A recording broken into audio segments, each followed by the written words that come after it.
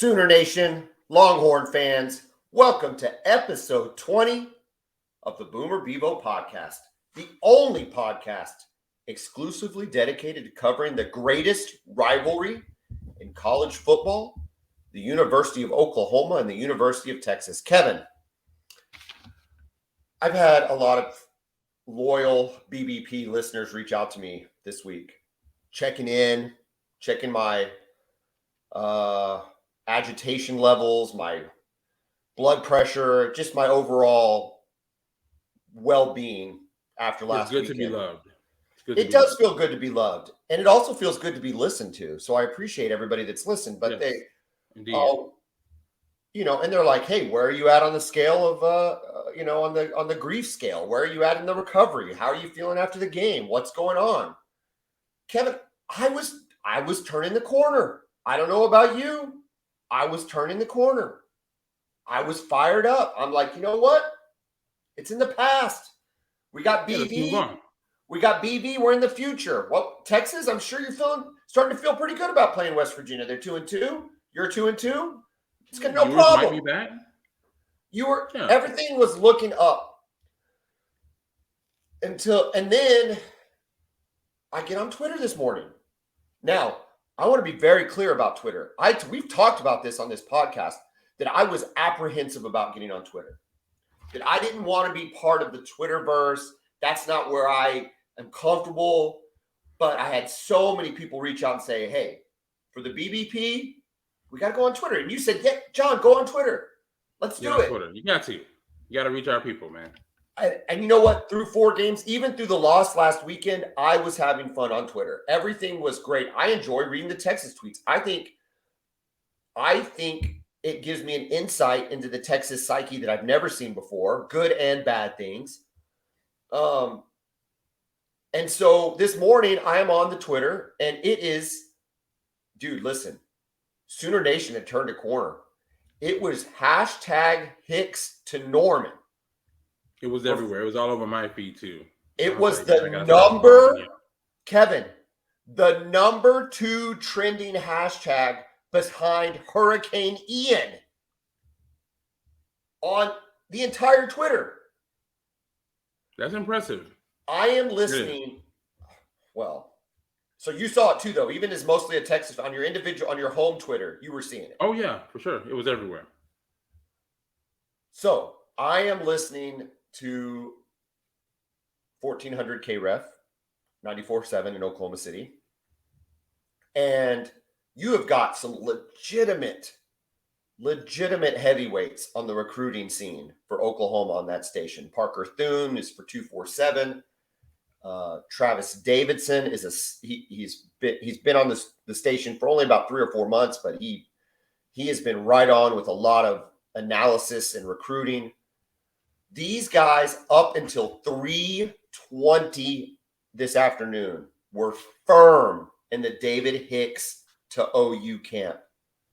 And Hicks drops the bombshell that he has chosen the University of Texas A&M. And Kevin, I went into a tailspin all over again. And I'll tell you what, if I'd have never been on Twitter to begin with, I probably would have never gone into a tailspin because I wouldn't have known that it was in the bag so much. And now I don't even know where my head is. Kevin, what can you tell us outside looking in about the David Hicks commit to Texas A&M? Well, first of all, for those who may not know, David Hicks, the 5-star defensive lineman. Number 1 defensive lineman in the country. Yes. Allen High School for the last 3 years, transferred to KD Paytow. His dad is an assistant coach there. Again, top defensive lineman in the country. Texas was recruiting him hard. Texas A&M has been recruiting him hard. OU has been. Never seemed super interested in Texas. Visited a couple times, but hasn't for a while. Just never seemed too interested. I think everybody thought he was going to OU. It seemed like it was a done deal. He had some connections there with the staff. It just seemed like it was a done deal. And I just expected today to be more of a formality. Everybody had him penciled in as a commit really for the last month or so. So it was definitely a shock to everybody when he picked A&M. The prevailing thought, Kevin, is that it's completely 100% NIL driven. What say you? You know, it makes sense, right? I mean, apparently A&M is top when it comes to the NIL game, so it makes sense. But it just seems so weird. You know, what could they have possibly have come in with and offered this kid to get a last minute flip like that? You know, I know he's always liked A&M, right? So it's not like they came out of the blue and hadn't recruited him at all. But it's very interesting. I don't know. There was concern about him signing with Oklahoma 3 weeks ago when he was scheduled to be at the Kent State game, and he went and watched the A&M Appalachian State game, and everybody Okay. kind of freaked out a little bit, like, "Oh my gosh, Yeah. he's going to A&M," and Mm-hmm. everybody said, "No, don't worry about it." And then A&M loses to Appalachian State, which to me is like better than if he'd even come to Kent State, right? I mean, to see them Yeah. lose to App State had to be uh, that couldn't have been like a really resounding reason to want to attend. Um, A&M just look. I know that they are prevalent in NIL right now. I know that they've had the number one recruiting class last year statistically ever. I know that their fan base is willing to just throw obscene amounts of money at NIL opportunities for these kids. At the same time, though, A&M just continues to underachieve, or maybe appropriately achieve for A&M. I mean, they're on track for another 8-4, 8-5 record, or whatever it is, right? I mean, Yeah. they're going to lose. They're an underdog at Mississippi State. They're going to lose to Alabama. They'll probably lose to Auburn. I don't know who they play in the East. Um, I just don't understand the allure to A&M for these top level recruits, and especially when compared with what defensively Brent Venables has put into the NFL and the sales pitch that he's been able to deliver to a kid like David Hicks. It just, I guess it has to be NIL. But I just don't understand. Am I missing something about the allure to the Aggies besides NIL? No, you're not. It doesn't make sense to me either. I mean, College Station, it's a kind of mid-tier SEC program, right? You know, why A&M over Alabama or Georgia, or even LSU for that matter? They've had more recent success. So I don't know, man. And the fact that they cleaned up not just at the defensive line spot, but at receiver, I mean, they've got stud receivers, and that offense is not a very desirable offense to play in. If you're a receiver, if you're looking at, OU's offense, especially when Lincoln Riley was there, and then what Sark is doing in Texas, like why would you go play for Jimbo Fisher, who hasn't had really an explosive offense since Jameis Winston was playing quarterback? And the more we get away from that, the more I think is that was more Jameis Winston than it was actually Jimbo Fisher. So yeah, it's head scratching to say the least. My brother, who is in Tampa right now, uh, surviving Hurricane Ian, he's fine. Wife is fine. Good. He is a ginormous Saints fan. So that then makes him now a Jameis Winston fan. And I got to tell you, it bugs the crap out of me. Jameis Winston's a weirdo, Kevin. He's a weirdo. He's an interesting dude for real. Dude, Yeah. when he talks about eating W's with his hands and he's doing all the weird stuff, it Yeah, that makes is me weird. like it's all icky and gross. And he was perfect for Jimbo Fisher. Like those two weirdos deserved each other. And Yeah. anyway, you know what? Hey, guess what? I'm gonna let it roll off my back. I'm still fired up for this week. We're still going down to Fort Worth. We're going to take care of business because I'll tell you what this is for both these schools this week. All this is, they're not look ahead games because I feel like both schools are going to take care of business. They're not look ahead games. It's just a prelude, Kevin.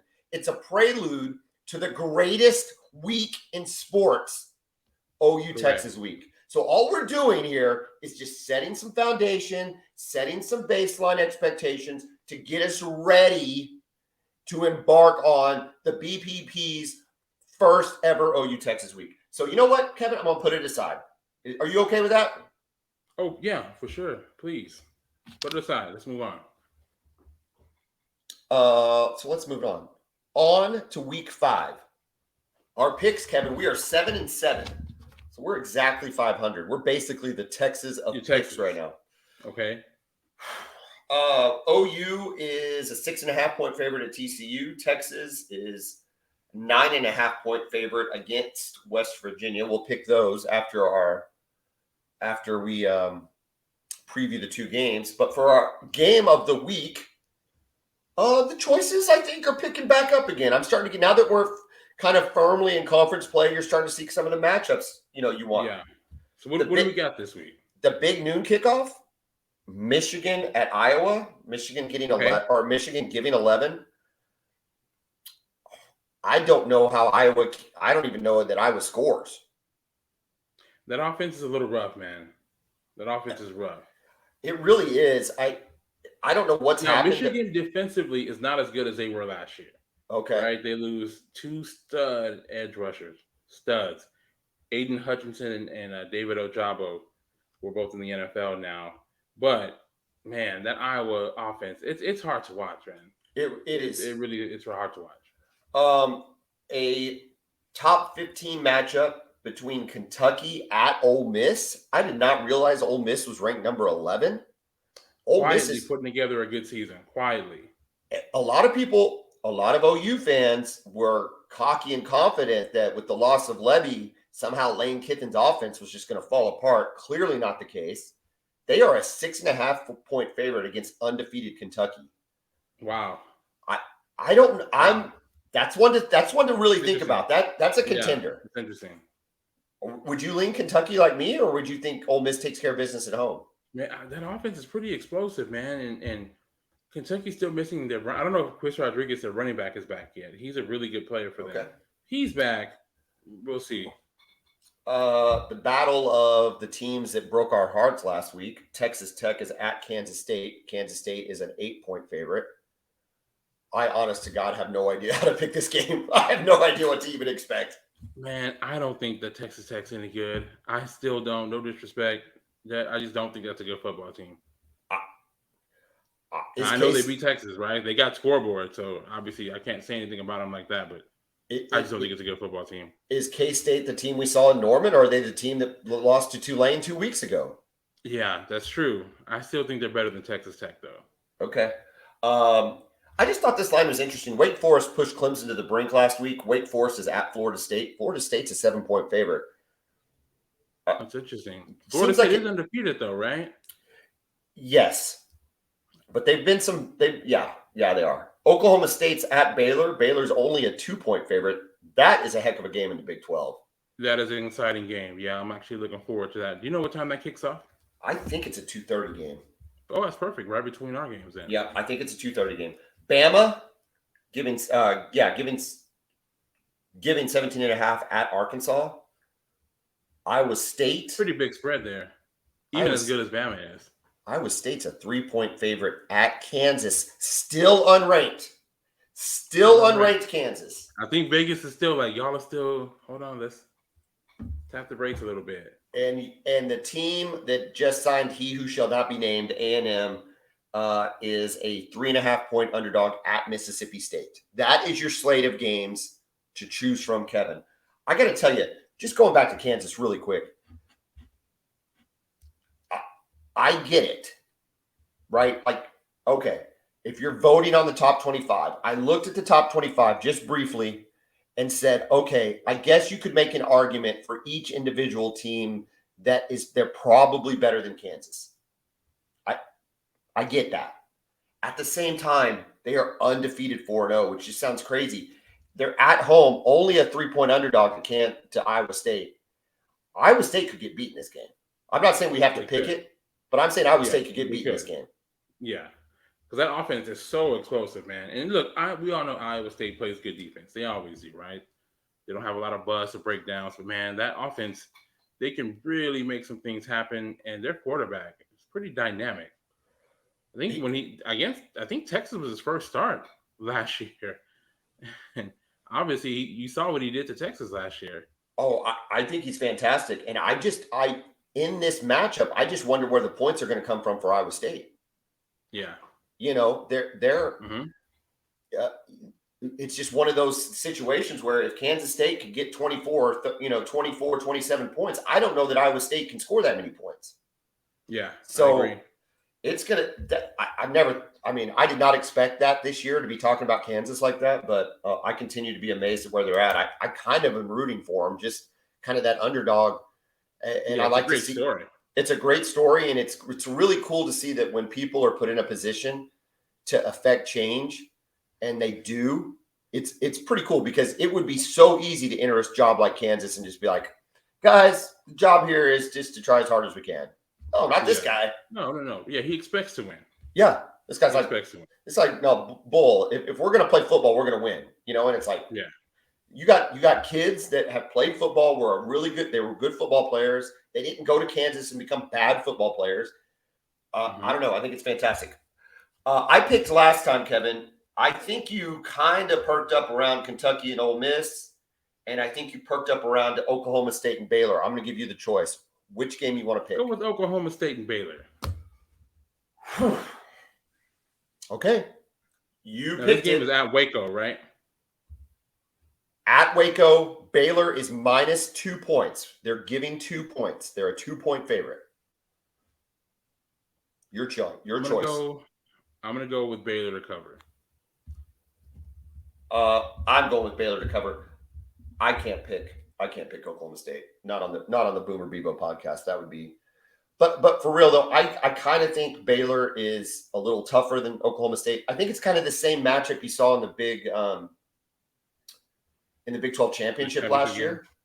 I guess the difference will be if Spencer Sanders doesn't throw interceptions. And again, to me, that's what it all comes down to. Can he protect the football against that defense? Throughout his career, he has shown that he cannot. Yeah. So that's what I think is the difference. I think it's a close game, but I think he has a turnover, and Baylor pulls it out here. I'm with you. I like, and Baylor's at home. If this was Oklahoma State, I might hesitate a little bit more on the pick. But Baylor at home, and they've already lost a game, so they kind of know what that's like. They've been in that, they're a little, whatever the case may be, a little more on edge, knowing how important each win is going to be. Yeah, I like Baylor. Kevin, it's time we thank one of our sponsors. I don't know if we've talked too much about this sponsor on this podcast before, but it's Brown O'Haver, and they work for the insured, not the insurance company. A week ago, Kevin, you were doing an inventory at a client's house, and you were out there all day. Since last Wednesday, you've still been out there all day. What have you been doing out there, Kevin? What have you been doing? We're performing a physical content inventory. So the client had a fire, so we go in, we count all of the client's things to make sure that they can get paid fairly by the insurance company. What the insurance company will do, they'll take a look around, throw you a number, you take it, start to replace your things, then you realize, oh, I'm out of money and I haven't bought barely half of the things that I had. So we make sure that you get paid for every item that you lost. That's what I've been doing the last week. Kevin, you've worked for Brown O'Haver 5-6 years? How long? 5 years. Have you ever seen an insurance company do what you're doing today to take care of their client?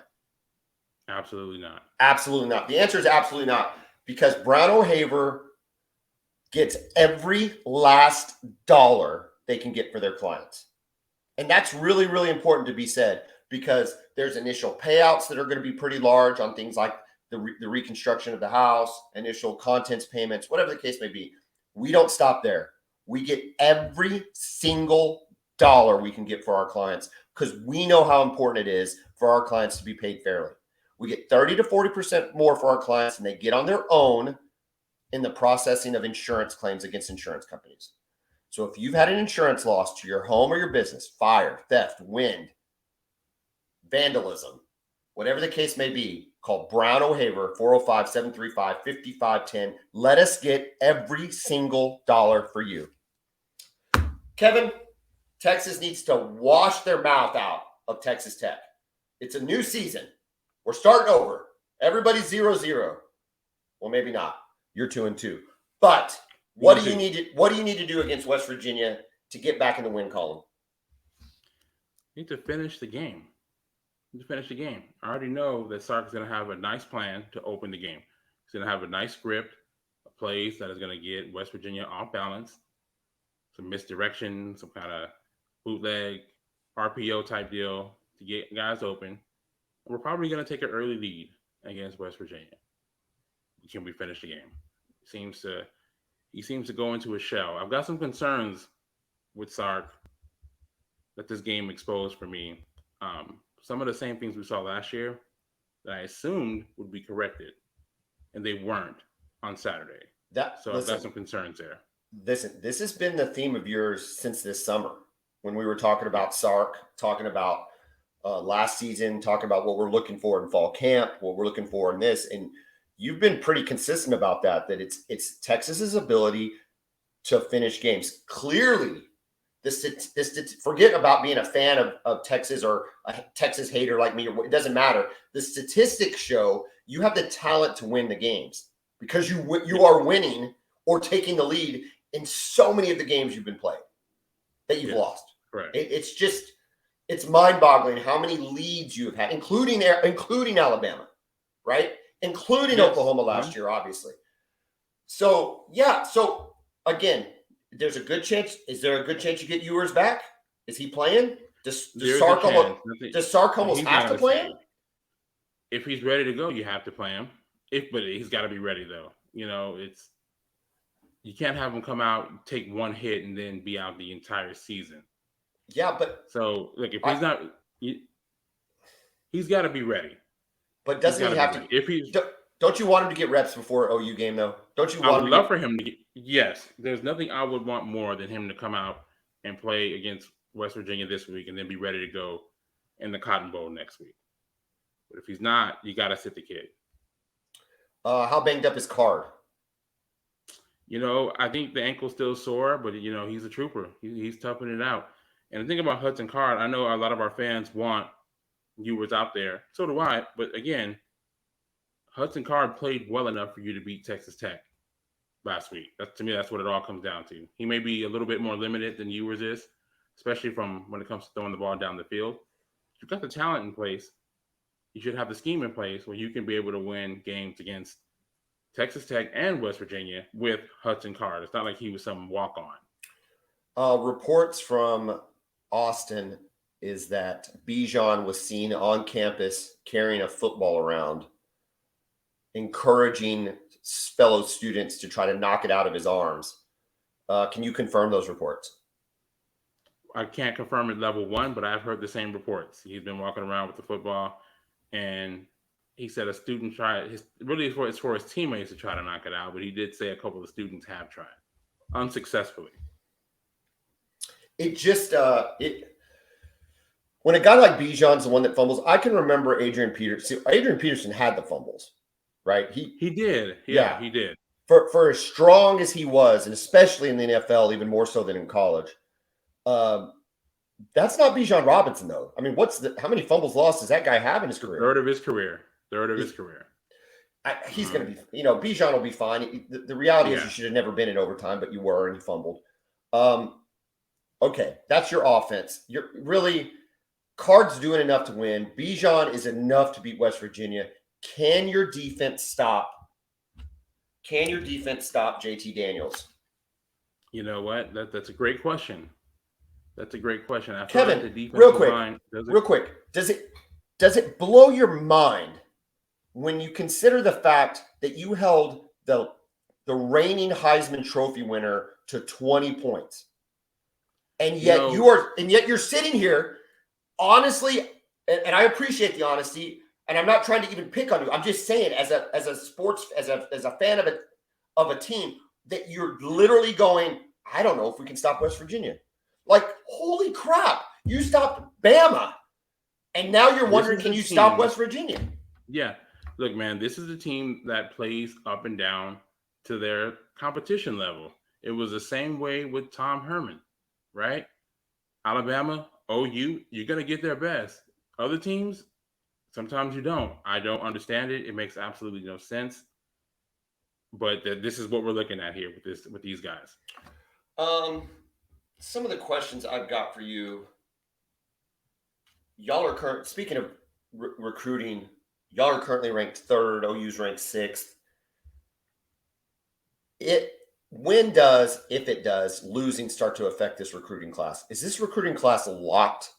Or if you lose it's never locked, right? Guys are never locked in until they sign, right? And even then, you got the transfer portal.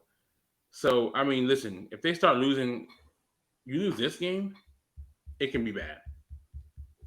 It can be bad. Yeah.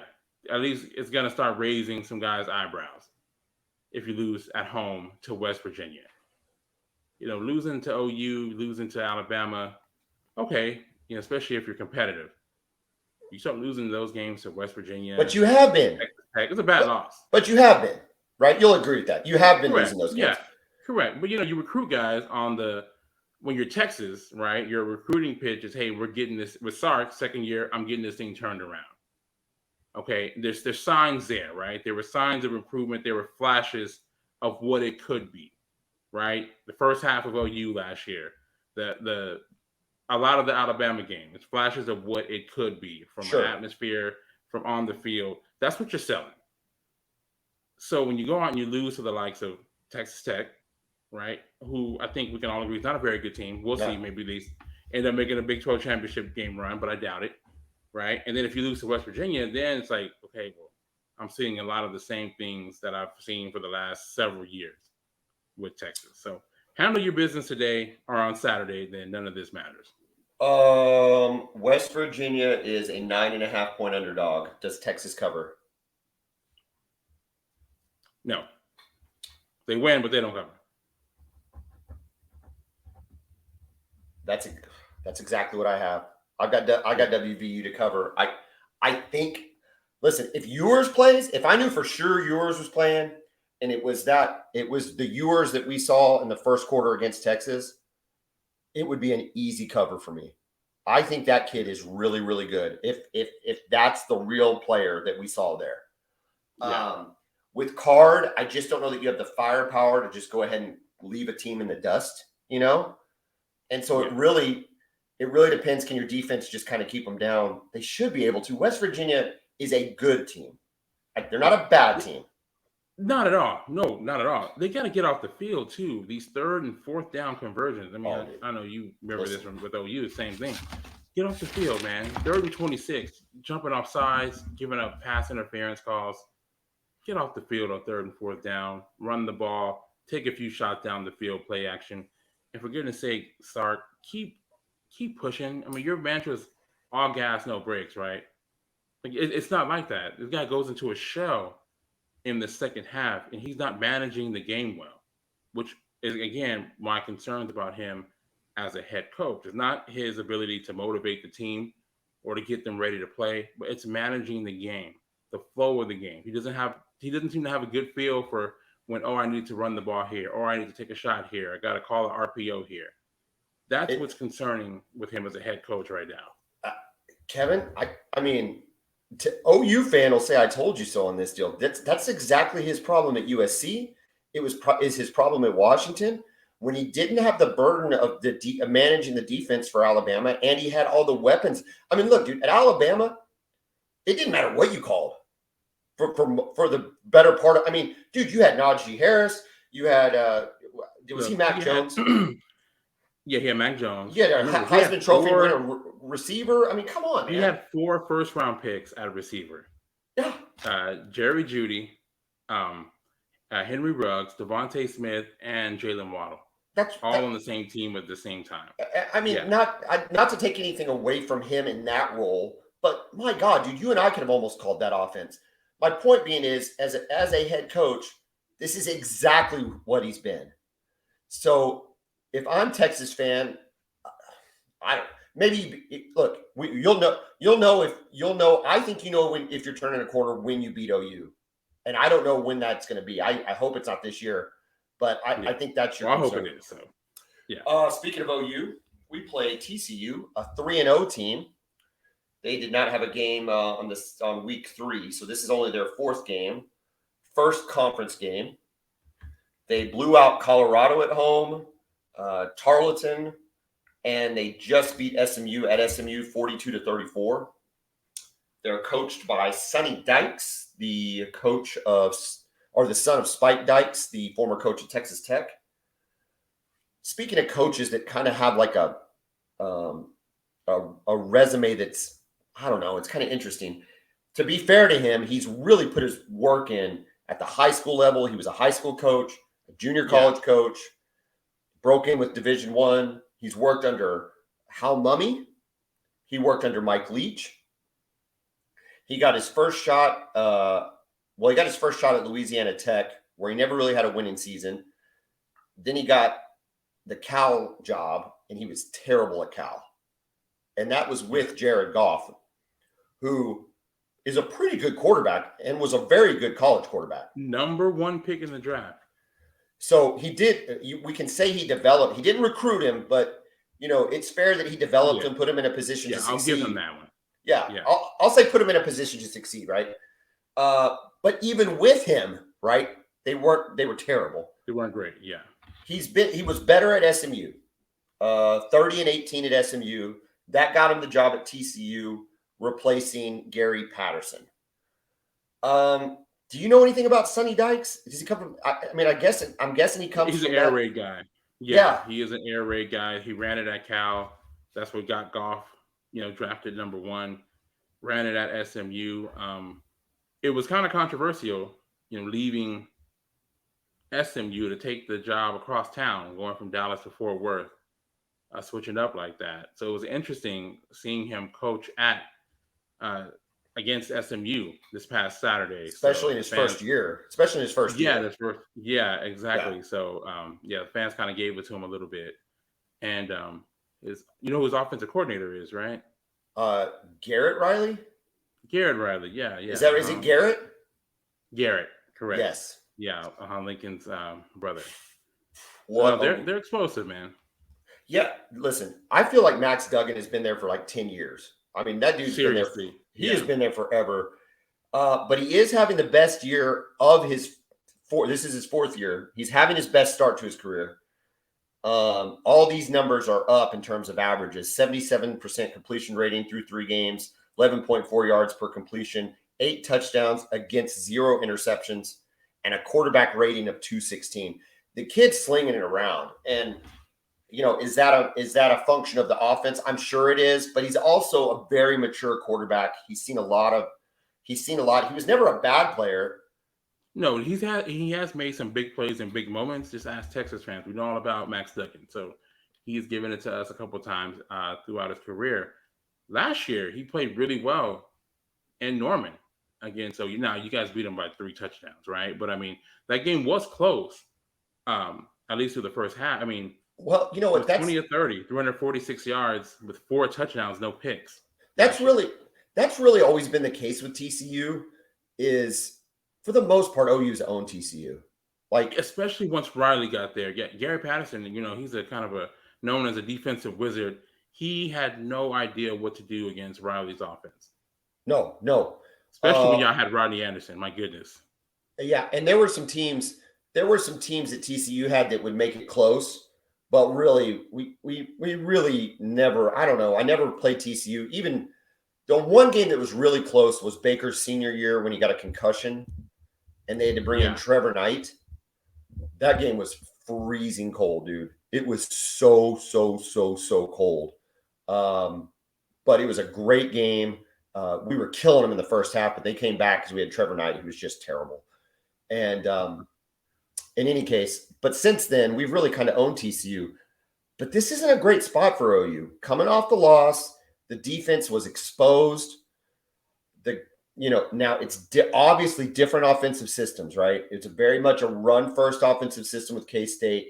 Pound it. Maybe take a shot, pound it. This ball's going to be flying around. It's going to be, I think it's going to come down to, can we put pressure on the quarterback? If you had asked me, if we were playing TCU in game 4, I'd have said, this is perfect for OU because what we do well is put pressure on the quarterback. But coming off the K-State game where Adrian Martinez handles the ball 56 times, either running it himself or throwing it, and not one tackle for loss or a sack, whatever you want to call it, not one. It makes me, the defensive line is they got to put some work in, and hopefully they have. He Yeah. has been sacked 5 times this year. So I don't know. That means The he's got opportunities could be there. the opportunities could be there. We'll see if it gets redemption. Kendre Miller is their running back. He's averaging 6.6 yards per carry. He looked pretty good. I watched it like most of the first half against SMU. He looked pretty good out there. Yeah, he pretty good. But the guy you really have to worry about. I know you're about to get to it. Is it Quentin Johnson? Yeah, Quentin Johnston. Yeah, he's a really talented guy out of Temple, Texas. Former Texas commit under Tom Herman, and then flipped to TCU leading up to signing day, his senior year. Last year in Norman, 7 catches, 185 yards, and 3 touchdowns.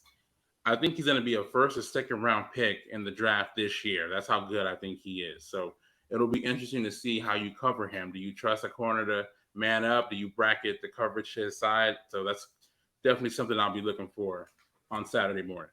Well, I think in coverage, our corners have played pretty well this year. But I don't think we've seen an offense the closest thing to an offense like this was Kent State, maybe. Yeah. Nebraska, they have some spread concepts, but nothing like an air raid. And Trey Palmer is a talented guy, but this is by far the best receiver that OU has faced this year. And he's a big guy, 6'4" too. Yeah, and we've had problems. Our secondary is getting bigger. Obviously, Woody Washington's a bigger corner. We'll see. I know Venables likes to run. He still likes to run kind of that boundary. What do they call it? Where your corner's always on one. Your corner's either a boundary corner or the field corner, or a field corner based on the width of the which formation, is the strong side, weak side. So they don't really usually line up man to man, but it'll still be fascinating, I think, when Washington's lined up across from him. Yeah. I don't know. Look, it's kind of the same thing with Texas. I think the offense will be fine. I think Gabriel. I think Eric Gray. If Eric Gray continues what he's doing, if the offensive line continues to block like he's doing, I think our offense is just fine. Mims. Listen, I'll take Mims against Quentin Johnson all day long. I'll take Mims. I mean, I'll ride with him all day. So it'll come down to the defense, and can they get pressure on Max Duggan, and can we create some turnovers? No turnovers against K-State. It killed us. We're on the road. We've got to get turnovers. Oklahoma is a 6.5 point favorite. I think Oklahoma wins by a touchdown. I got the final score at 31-21. What do you say? Because of the spread there, I have OU covering. If it was like a 10, 11 point spread, I may have TCU covering, but I got OU covering as well. Yeah. I don't know. I mean, I don't want to boil it down and be so generic. It's got to be but it just does. I mean, the defensive line was non-existent. I'm calling out. Listen, guys. Everybody at OU on the defensive line, I know you're going to be tuning in as soon as this thing drops. Reggie Grimes, Ethan Downs, Isaiah Coe, Stutzman, Jalen Redmond, thank you. Dudes, wake up. You are better athletes than anything TCU has on the offensive line. Dominate the offensive line, dominate the trenches. We're going to win this ball game going away, and we're going to get ready to play Texas. Dude, listen. I cannot. It's getting to be like Christmas. It really, really is. I cannot wait. It's the season. I saw what section my tickets are in. It looks like I'm in section 30. Okay. At the Cotton Bowl, which will give me a little bit of shade, which I love the shade. Always good. Gotta have the shade, man. Listen, the best part about Oklahoma being on the south side of the stadium is we typically get we get the shade that Texas fan doesn't get. No, if you're on the same side, it's 50. It's split down the. No. It goes north and south. The stadium goes north and south. Not true. So Oklahoma is always on the south side. So when you get up into those end zone seats, because of the way the sun's starting to hit in the fall, you get a little more shade. Okay, I was thinking more if you're on the press box side. even if you're on the Texas, depending on what side, if you're near Well, the here, 30 and if you're on the 30 and closer to the 50 on the Texas side, you do get some shade too, here's but the not thing. as much as y'all do. Yeah, for No, sure. not as much as we do, but here's the deal. At 11 a.m., not hardly anybody gets shade. It sucks. I hate the 11 a.m. It's kickoffs. hot, man. I, It's hot. dude, I love 2:30. I mean, look, I know this is like a lament. Does Texas fans feel the same way about the 11 a.m. Yeah, kickoff? no, we like to. Yeah, no, no, we like the 2:30 kickoff too. It There've been just some pretty good games at that time slot too. some really good games, some Yeah, really good games. But I don't know, whatever. This is just our lot in life. We're stuck at 11 a.m. Uh, but I'm excited to preview it. Uh, Listen, I don't care what happens against TCU, West Virginia on our recap show. Hopefully, we just both of our schools just take care of stuff so we can get right into OU Texas. I would love to say that was TCU, that was West Virginia. Let's talk Red River. You know what I mean? yeah, That's what I want. absolutely. That's what I want to do. Absolutely. I am getting fired up. I hope everybody else is out there getting fired up. Kevin, where can they find the Boomer Bevo podcast? Anywhere you can find a podcast, just Google Boomer Bevo podcast. You will find us there. We're on Apple Podcasts. We're on Spotify. Anywhere you find it, a podcast, we're there. And again, big shout out to the Ref 94.7, 1400 AM in Oklahoma City. We're on their Podomatic page where they put all of their podcasts up. That's been a great exposure point for us, and we continue to appreciate those guys. I feel for every one of those dudes that is there today that incorrectly predicted DJ Hicks going to Oklahoma, because I know they feel terrible about it. And all I'm going to say is buck up, boys. Just buck up, boys. This is the guy. Let me ask you this. Go ahead. Let me ask you this real quick. Okay. You mentioned Hicks as the one who shall remain nameless. And then I named his name. He officially replaced Robert Meacham as that guy. Do you remember Robert Meacham way back in like 2003 or 4? Yes. The 5-star receiver out of Tulsa. Everybody thought he was going to OU. Signed with Tennessee. So has he officially replaced Meacham? Ended up being a good player, Robert right? Meacham ended up being a great good player. Yeah, played several years in the NFL. I think it'll depend on what Hicks does at A&M and later on in the NFL. Like I'll never forget how far away was it? Who was the you'll know this probably. He was a defensive lineman at Douglas High School here in Oklahoma City. And his brother played basketball at Oklahoma State. Oh, I cannot think of his name. Are we talking? When are we talking? 10 years ago, maybe. And he went to LSU. Oh my gosh! I know who you're talking about. People are shouting at me. I'm sure his brother was Stevie, I think, at Oklahoma State. And anyway, he chose LSU, and he showed up to his signing in a white limo with a white suit, and it was it was obnoxious. Now, it wasn't like a flip or a surprise, but it was like, seriously, bro, with LSU and the white limo. And I don't think he ever touched the field at LSU. And so, thusly, I don't even remember his name. So I hope that in the world of sports that David Hicks has a long, productive career, not doing anything at A&M, and goes on to sell life insurance and coach high school football under his dad. Before you say that, let's just make it known. He has not signed a letter of intent yet. There is still time in this recruitment. It's not over until they sign. Crazier things have happened. Also, you got the transfer portal now. So I imagine that Venables and his staff is like, okay, yeah, congratulations on Texas A&M. Keep treating them right. And then, he goes to A&M in a year. He's not happy. Guess who he's calling first? I got to tell you, I would have a hard time with that. I would have a hard time. And coaches aren't like fans. They can't hold grudges. You can't. No, there's no need for it because you never know. You don't think Venables with his, the way he preaches commitment and, we're married and you're this and that when somebody really disrespects the program like one thinks or maybe perceives that Hicks did today, that they're willing to go, hey, you know what? You're not there yet. You really think they're able to pull that off? Absolutely. Yeah. Yeah. Think about it, man. This is a 5-star defensive lineman we're talking about here. That's a good point. That's a good point. So yeah, even now, remember, he hasn't signed. Signing day is not till the end of December. Listen, I had plenty of girls in high school. I had plenty of Keep girls in recruiting, high man. school Keep chipping that away. I had plenty of girls in high school that rejected me, and I would have taken every one of them back. So I don't know what I'm talking about. You know what I mean? Exactly. So again, that's why coaches can't be like fans. We can What- hold grudges. William Howard Taft, class of No. '97. You know what I'm talking about. All y'all out there. Look at me now. I got a podcast. All right. You missed out. All right, man. Yeah. Take So care not of over business. yet. Take care of business. OU's going to take care of business. Boomer. Hook 'em.